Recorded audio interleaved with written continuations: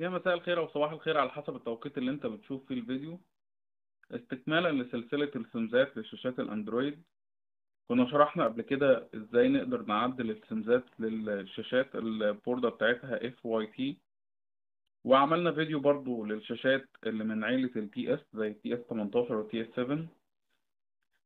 النهاردة معانا برنامج جديد اللي هو لونشر جديد، يعني ده نقدر ننزله على اي نوع شاشة احنا عايزينها بأي أبعاد إحنا ممكن نصممها. أفضل حاجة في الأبليكيشن ده إن أنت تقدر تعدل من الشكل العام للسيم بتاعك أو للشاشة، يعني بالشكل اللي يناسب ذوقك. هي مش حاجة مصممة ما تقدرش تغيرها، لا أنت تقدر تعدل كل حاجة. خلينا ما نتكلمش كتير وندخل في التفاصيل على طول، بس ما تنساش لو الفيديو عجبك تعمل لايك للفيديو، ولو أول مرة تتفرج على الفيديوهات تعمل اشتراك للقناة، وما تنساش تفعل زر الجرس علشان تشوف الفيديوهات الجديدة اللي هننزلها إن شاء الله. خلينا ندخل في التفاصيل على طول. اللانشر الجديد اللي جايين نتكلم عليه النهاردة هو اسمه كار لانشر. هو برنامج زي أي برنامج، هننزل البرنامج ونعمل له انستول أو نسطبه زي أي برنامج. هندخل عليه، أول ما هندخل عليه هيفتح معانا بالشكل ده، ونقدر نعدل كل بقى التفاصيل اللي احنا عايزينها. طيب هنعدل ايه وهنعدله ازاي؟ اول حاجه تعالى نشرح واجهه البرنامج. الواجهه او البرنامج بينزل بيها، هو بيكون نازل باتنين سيم، السيم ده والسيم ده. السيم الاساسي بتاعه اللي هو بالشكل ده نقدر نعدل فيه اللي احنا عايزينه.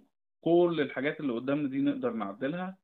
طيب نقدر نعدل ايه؟ نقدر نعدل عدد الايقونات اللي ظاهره قدامنا تحت دي، علشان لو محتاج ان انت يعني يبقى في برامج كده من بره، بدل ما نقعد كل شويه ندخل جوه القايمه عشان نجيب برامج معينه. لو ممكن نحط البرامج اللي احنا بنستخدمها بشكل مستمر، يعني فنكون الوصول ليها اسرع.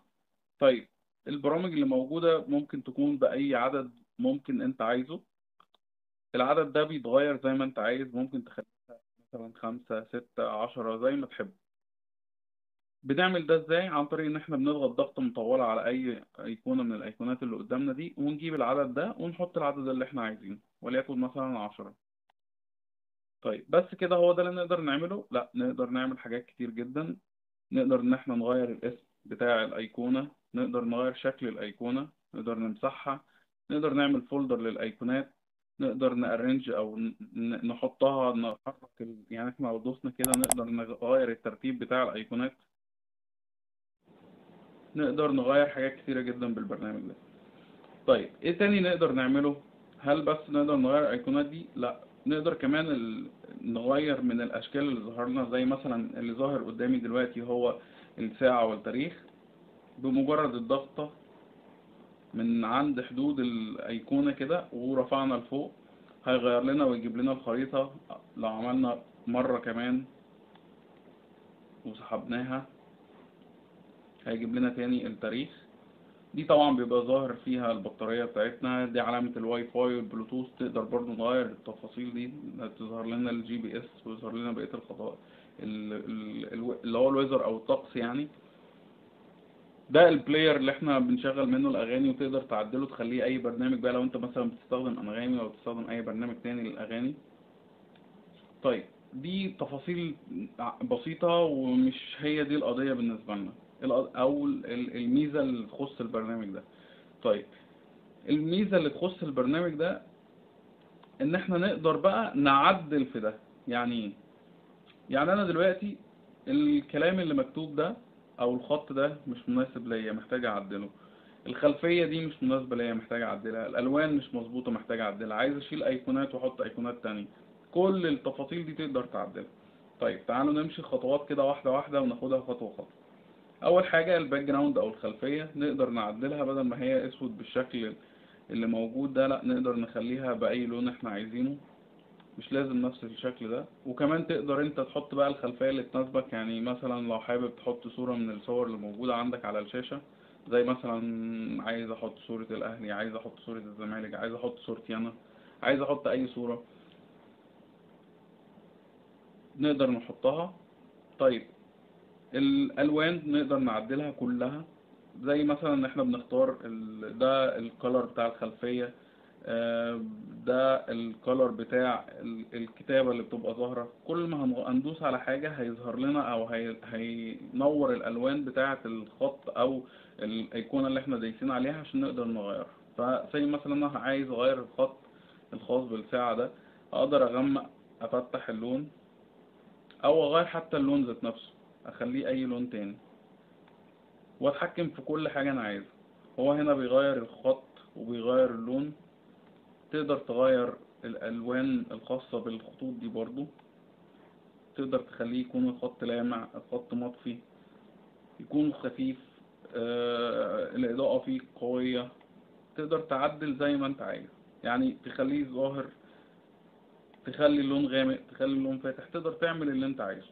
ودي احلى حاجة في البرنامج، انت بتعدل زي ما انت عايز، مفيش حاجة ثابتة تقدر يعني تسيب. لازم هي زي ما موجود في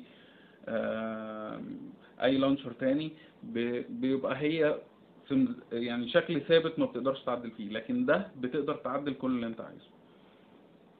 تقدر كمان تضيف حاجات لو انت محتاج تضيف حاجات غير اللي موجودة، زي مثلا ان انت ممكن تضيف حاجات تخص السيستم زي الساعة، تاريخ الطقس، البرامج.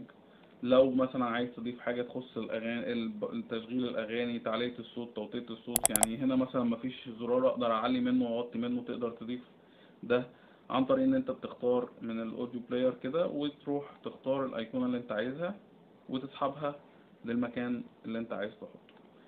وتقدر كمان تتحكم في مكانها فين عن طريق ان انت بتدوس عليها وتدوس على الاسهم دي وتبتدي تحركها في المكان اللي انت عايزه. تقدر كمان تغير من حجمها، عايزها كبيرة صغيرة، تعمل اللي انت عايزه. تقدر بقى تضيف اللي انت محتاجه. ممكن مثلا نشيل الاغاني ده، انا مش محتاجها، محتاج اعرف سرعة العربية، فبالتالي هروح اختار من السبيد، ادور على الحاجة اللي انا عايزها.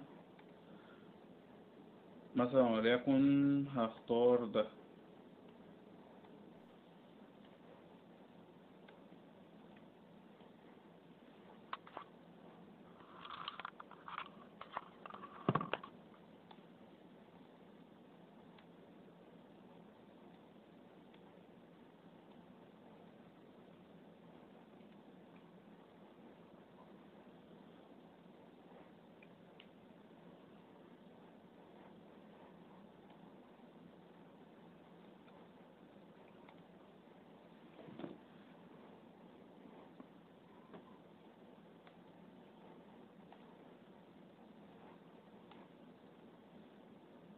تقدر تختار كل اللي انت محتاجه.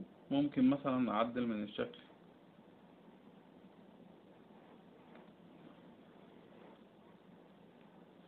بعد طبعا ما بتختار وتعدل اللي انت محتاجه، بتدوس اوكي، وكده بتثبت معانا الاختيارات اللي احنا كنا عايزينها. طيب هل هي دي بس الحاجات اللي تخص اللانشر ده؟ لا، مش بس كده. نقدر كمان نضيف بقى حاجات جاهزة موجودة من غير ما احنا نعدلها، اللي هي الحاجات اللي موجودة تحت دي. هبسيبها لكم في الرابط في صندوق الوصف. تقدر تغير بقى من السمزات دي سمزات جاهزة، تقدر تضيفها وتبقى موجودة معاك تستخدمها على البرنامج ده. طبعا هي مخصصة للبرنامج ده، مش اي حاجة تانية. تمام. في حوالي 40 أو 45 سيم هضيفهم إن شاء الله في الرابط في صندوق الوصف. تقدر تعدلهم عن طريق إن أنت تدخل على السيتنج وتختارها زي ما تحب. يعني مثلا ممكن نختار الشكل ده، وطبعا زي ما قلنا ممكن الحاجات دي تتغير، مش ثابتة، ممكن تغيرها زي ما أنت تحب. طيب بنغيرها إزاي؟ كل مرة بنغيرها من السيتنج ندخل على الإعدادات، وبعد كده هوم سكرين سين، وبعد كده نبتدي نختار من السمزات اللي احنا عايزينها. اشكال كتير تناسب كل الاذواق. لو حبيت في اي وقت تغير او تعدل عليها، طبعا زي ما وضحنا ازاي نقدر نعدل على اي شكل احنا عايزينه. ما تنساش لو الفيديو عجبك تعمل لايك للفيديو، وما تنساش لو اول مرة تتفرج على الفيديوهات تعمل اشتراك للقناة، وما تنساش تفعل زر الجرس عشان تشوف الفيديوهات الجديدة اللي هننزلها ان شاء الله. انتظروا الفترة اللي جاية في شوية فيديوهات تانية هنعملها هتعجبكم جدا، تخص الشاشات برضو. فما تنساش تفعل الجرس عشان تجيلك اشعارات او اشعار بقى اول ما ننزل الفيديو ان شاء الله. شكرا.